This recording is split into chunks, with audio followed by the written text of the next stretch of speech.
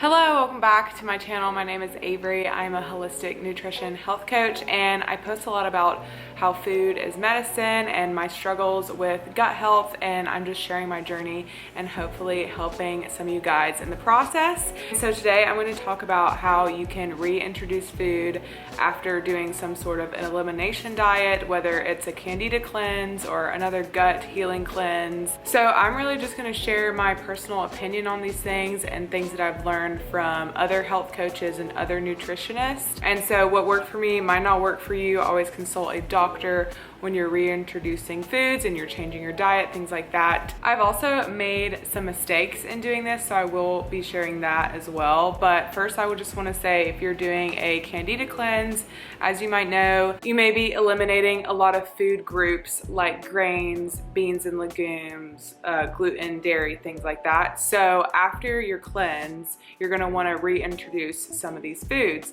And so my advice for you is to, one, don't introduce all the foods at once, like in one day. Don't go, oh, since I'm done with my cleanse, I'm just gonna have all the gluten, all the dairy, all the beans, everything at once in one day. Don't do that, because your body will have a reaction, like for sure, because it's just not used to eating all those foods in that type of quantity. Let's just say you dedicate 1 week to reintroduce grains. So like Monday, you'll have a little bit of oats or something like that, or let's say you have some wheat or anything like that. Like you're just trying to reintroduce one of your favorite foods. My advice for you is to really focus on the quantity when you're reintroducing foods.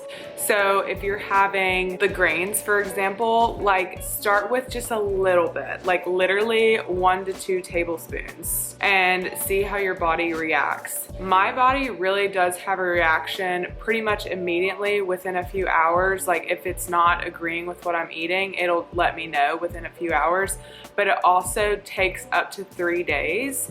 So for instance, for me, if I have a reaction to some sort of food, usually I will get a breakout or something. I actually ate a lot of gluten this weekend, and I have a little friend here, and my skin is just not looking as good as it can be. And I know it's because I just ate out of the norm. I not only ate out of the norm, I ate like a big quantity out of the norm, which is like, you know, a big no-no, but sometimes it happens. It's okay. It'll be fine. But my advice for you is to have just a little bit, like literally, sorry, there's cat hair everywhere, oh my gosh. Literally just 1 to 2 tablespoons, very minimal amount. Then you want to wait like 3 days to have it again. And I know that sounds tedious and like unrealistic, and honestly, sometimes I don't do that, but if you really want to try to do it correctly, you do want to wait a period of time. The advice from my nutritionist, that's what she recommended as well, is like a full 72 hours, and then you can have like a little bit more,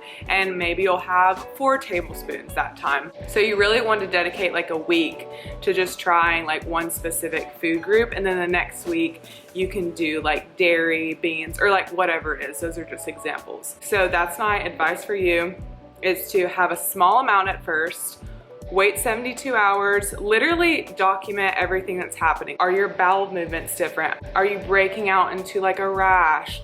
Are you having stomach cramps? Are you feeling like you have brain fog? There's so many indications that the body like lets you know if it's agreeing or not agreeing with the food. Mine, for example, I'll either get constipated, my skin will break out, I'll have trouble sleeping, but your body is literally always communicating with you. And so it's your job to just not ignore it.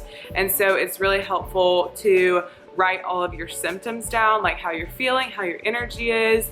And if something is like really off, it might be what you're trying to reintroduce. And so you can just try it again like in another 2 weeks or so. But I do feel like you can always reintroduce foods.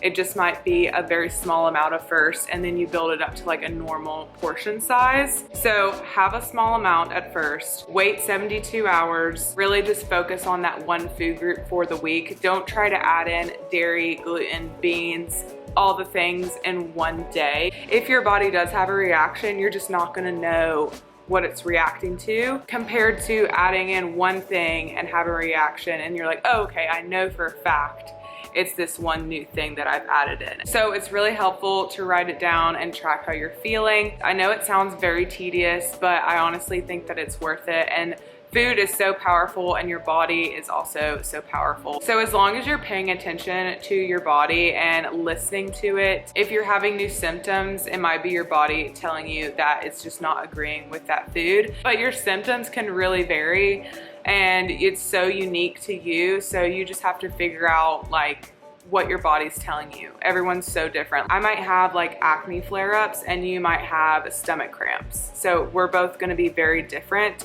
and just keeping track of that and just being like aware of how your body is feeling will be really helpful. I hope this video helped you out. It's a very short, sweet video, but I think that it will help you in your reintroduction of different foods. And let me know if you have any questions. Check out my website if you want some of my ebooks, or if you want to work one-on-one together, I do offer that as well. But I hope that you enjoyed this video. Give it a like if you liked it. Don't forget to subscribe if you want to see more videos from me, and I'll see you in the next one. Bye!